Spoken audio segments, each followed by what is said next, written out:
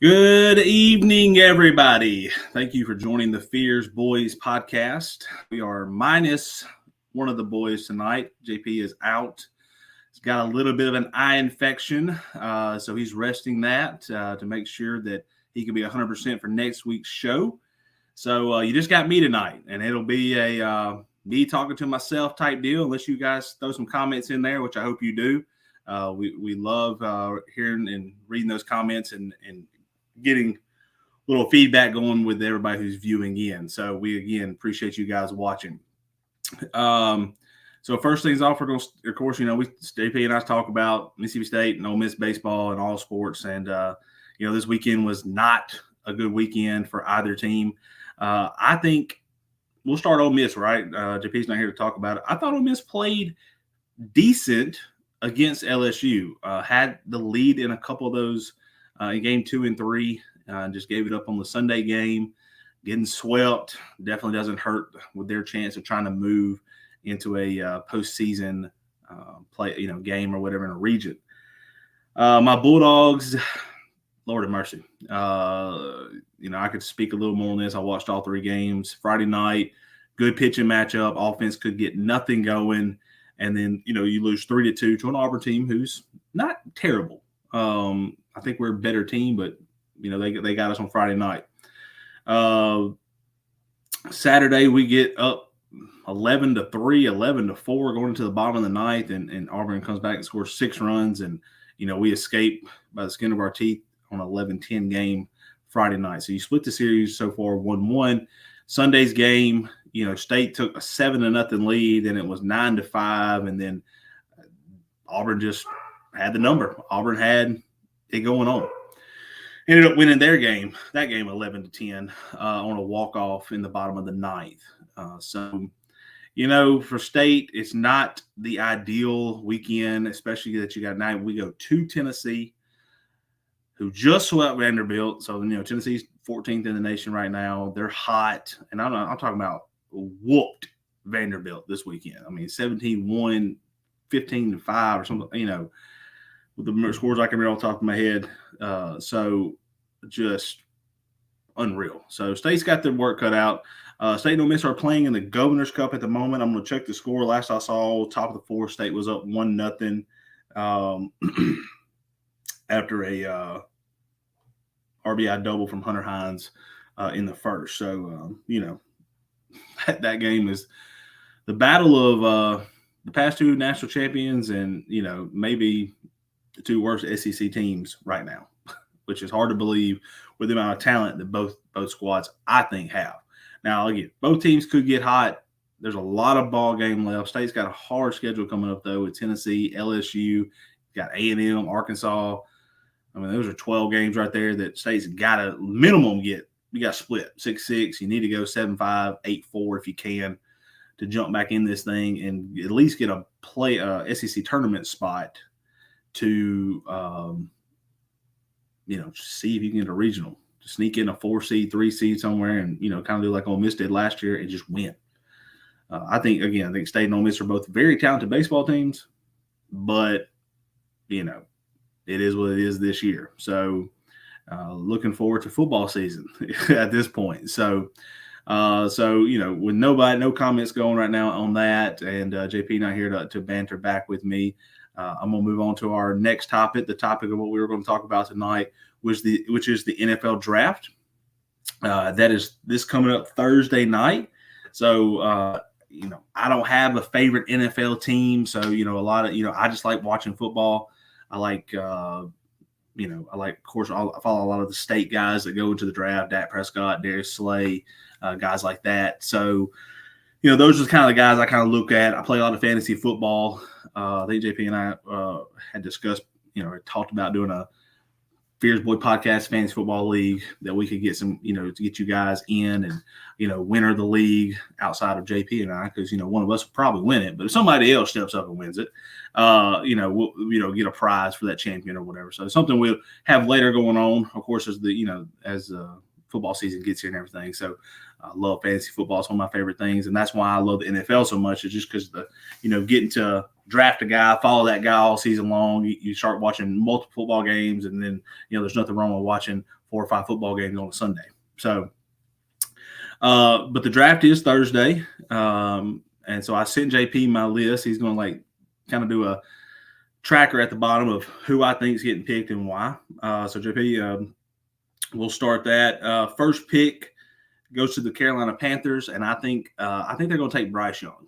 Look, Bryce Young, 5'10", maybe, with the Noble shoes on that he wore at the draft or the combine or whatever.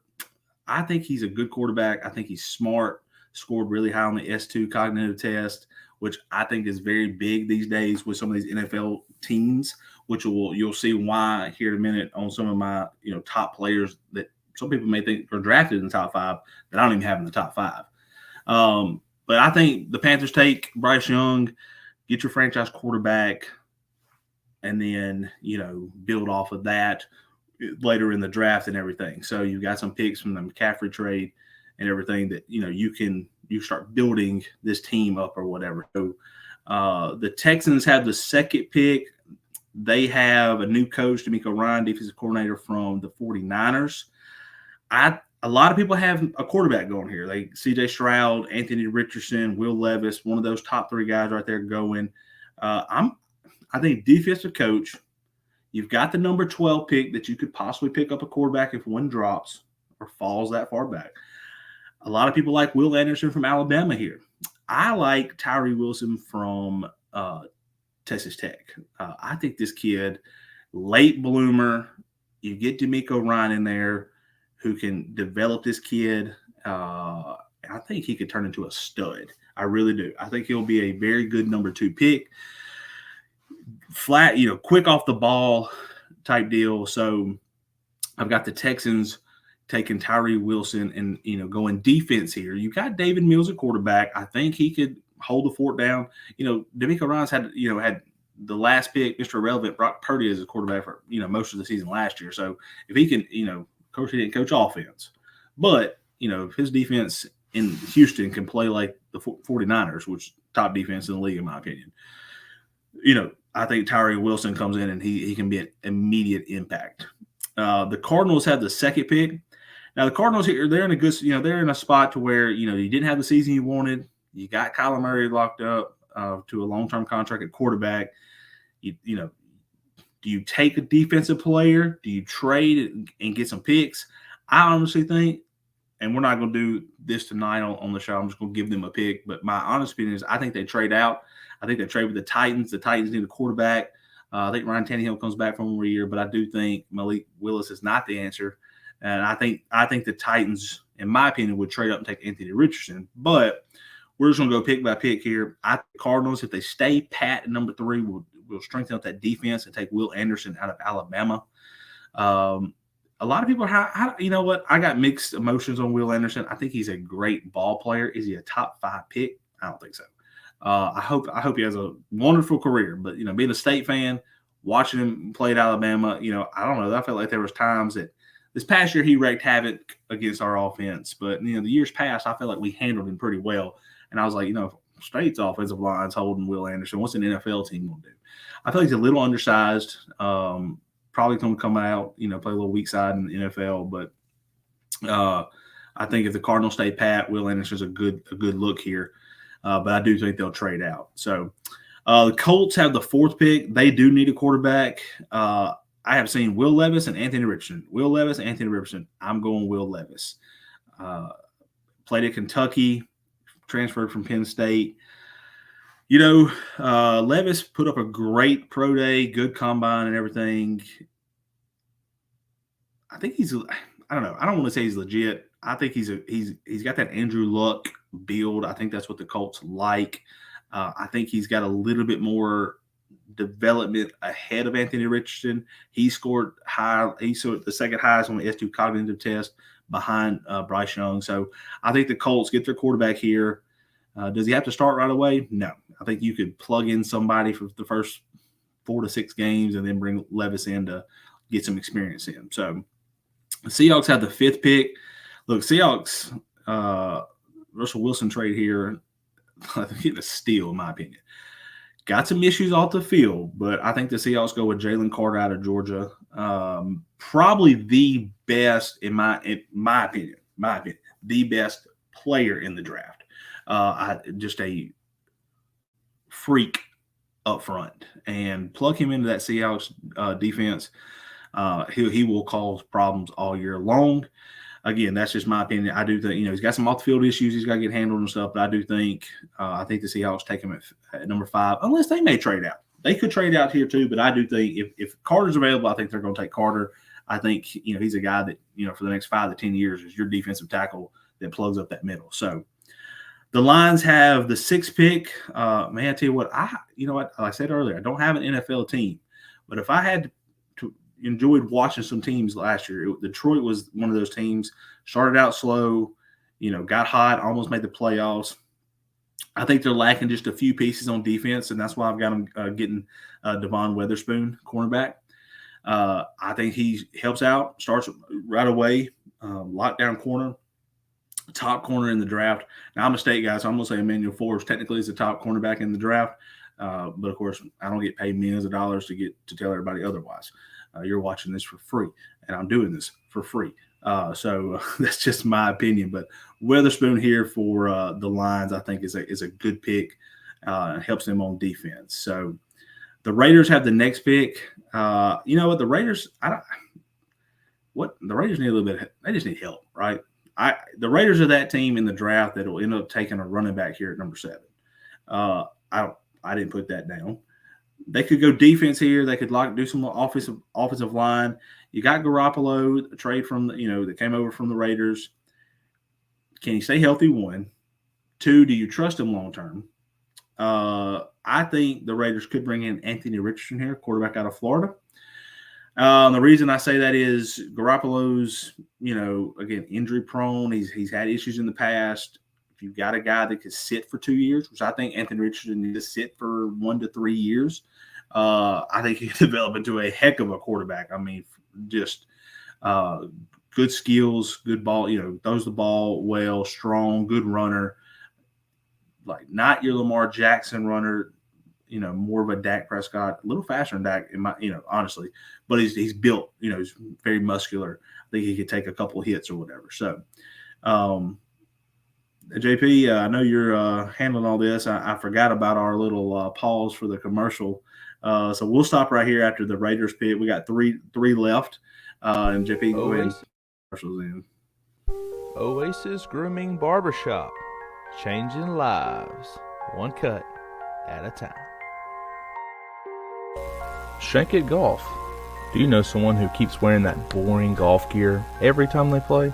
Look no farther than Shank It Golf. They have the best polos and hats around. Just like the saying goes, feel good, play good. Use my code to get 15% off, and that's JPFEARS.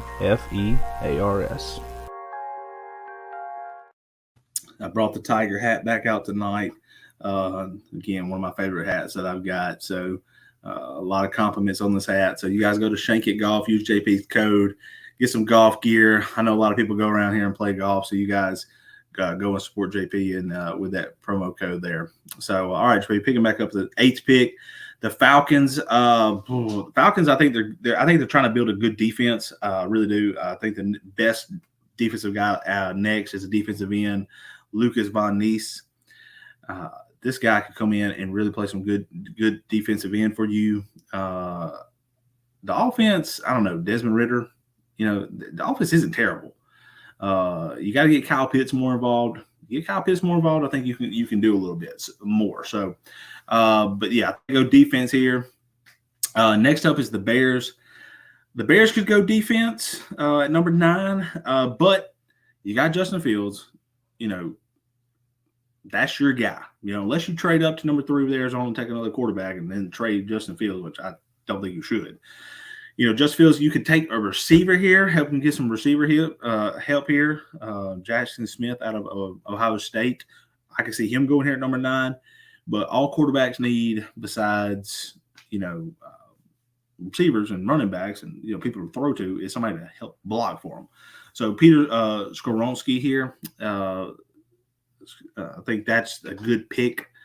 That would be who I would go with. Put him in left tackle, protect Justin Fields' blindside. Coming from Northwestern, he's a Chicago guy. That's where I would go with here. So Eagles here at number 10. Of course the Eagles are, right? I mean, coming off losing in the Super Bowl and you get a top 10 pick. Christian Gonzalez, quarterback out of Oregon. That defense is, that offense is already good, right? I was like, all right, who's the Eagles going to go? Do we need a receiver? Take Jackson Smith? No. Do they need a running back? No. Do they need a quarterback? Of course not. Jalen Hurts just signed the biggest contract in NFL history. So he's locked up. You need offensive help. You can always take offensive line help. But defensively, I think if you take another cornerback here, strong safety, this guy can cover the field very well. And I think, the Eagles can take that and run with it. So, a lot of you are probably looking at my top 10 going, well, what about C.J. Stroud? What about C.J. Stroud from Ohio State? He's the best quarterback. Burr, burr, burr, burr, burr. Maybe none of you are because we're in SEC country. We don't care about Ohio State. But C.J. Stroud scored like a 12 on his S2 cognitive test or whatever, and I think that's going to drop him. But the Texans have the number 12 pick. You run with David Mills, or you can take C.J. Stroud right here at number 12. I think the Texans would take C.J. Stroud at 12. You're not paying him all the millions that you would have to take at the number 2 pick. So got a little love there from my grandmother. Thank you, Mimi. Love you. Thanks for watching. So that's my draft. That's my top 10. I hate JP's not able to go on tonight and give his top 10, and we could have bantered back and forth to that for an hour or two. But, that's my top 10. Again, Bryce Young 1, Tyree Wilson 2, Will Anderson, if the Cardinals don't trade out, at 3. Colts taking Will Levis at 4, Jalen Carter 5 to the Seahawks, Devon Witherspoon to the Lions at 6, Anthony Richardson to the Raiders at 7, Lucas Von Nees 8 to the Falcons, Peter Skavonsky to the Bears at 9, and then Christian Gonzalez 10 to the Eagles. So that's my top 10. I think Manuel Forbes goes top 25. I see a lot of for my state people out there. I think Forbes goes top 25. I see 22 to the Ravens, which I'd like. Always getting some love from the mother there. Thank you. Trying my best. Don't have the superstar JP on here tonight to carry the show. I'm doing the best I can in his absence. So that's the draft. So that's my ideas there. So last thing that we'll talk about tonight will be the Bravos.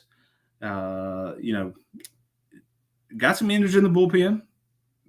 Get some guys back. Iglesias should be back hopefully in a week or so.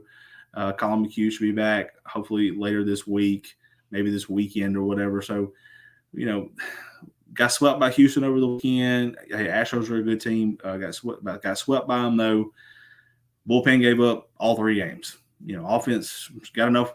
Got scored enough to win. Just bullpen just couldn't hold it down. You got some guys in there that just I think weren't ready for that big moment. So, Spencer Strider pitched a heck of a game last night. Lost his no-hitter with 1 out in the 8th inning or whatever. So 8 innings, 13 strikeouts, 2 hits, no walks. That's what you call it. Max Fried's your ace, but Strider's ace. 1A, at 1A and 1B right there. So Morton's throwing tonight. It is 4-1 Atlanta now in the bottom of the fourth. Cunha has got 13 steals now in the year. Atlanta's just playing good baseball. Like I said, had a little fluke right there, 4-game losing streak after an 8-game winning streak, but that's baseball. But I think the Braves will be very good. I think that I think they're going to win the East again. I think there'll be a problem. I think May the 17th, I think is when Ozuna hits his 10-year mark of being in pro baseball. And a lot of clubs let players get to that 10-year mark before cutting them because I think that gets them like health insurance for life and stuff. So I think the Braves may hold on to Ozuna until then. But, at the same time, you're also paying the man like $50 million to hit nothing, I was telling somebody at my job the other day, I was like, the man makes $40 million hit a baseball. I'm pretty sure if you paid me $40 million, I could hit more than one home run or get at least a single. So, but hey, I know baseball's hard when he gets up to the pros, but I think once he gets let go, that lineup gets deeper. You don't have a hole there. So who's playing good baseball right now, I think he'll be your everyday left fielder with Michael Harrison center. And then you'll have Darno, Murphy, Eddie Rosario. Those guys can, move in and out of that DH spot. And this Braves lineup is just going to get deeper and deeper and deeper. And the pitching is going to get healthier. Soroka's pitching well down in AAA. So we get the bullpen figured out. The Braves could run away with the East very quickly. That offense is loaded top to bottom. So, but JP just sent me a text. State's up 1-0 in the Governor's Cup against Ole Miss, top 5 still. So just another pitching duel between those two schools. Apparently, we can score 8 runs against everybody else, but against each other we can't score any. So can't pitch against anybody else, but against each other we can pitch. So again, that is State and Ole Miss in a nutshell this year. So appreciate everybody tuning in and watching me just talk to myself for 20 minutes here. So, again, with JP, we miss you tonight. We hope you get to feeling better. Looking forward to next week. We'll probably drop some NBA playoffs next week. That's going on right now. I know his Grizzlies aren't doing too well, so I know he had some things to say about his favorite player, Dylan Brooks. That's a joke. He does not like Dylan Brooks. But, we'll probably do some NBA talk next week. Update where State and Ole Miss are in baseball, of course, and then, anything else we can think of during the week, we will chat about. And we hope you tune in and watch us. And we thank you. Y'all have a good night.